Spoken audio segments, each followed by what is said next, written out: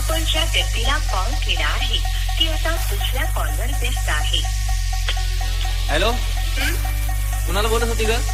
काय रे तुझी कटकट? जेव्हा बघल तेव्हा नुसता संशयच घेत असतो माझ्यावर. विश्वास नसेल ना तर आजपासून मला फोन करायचा नाही. जा बाळा, तुला आजपासून माझा त्रास नाही होणार.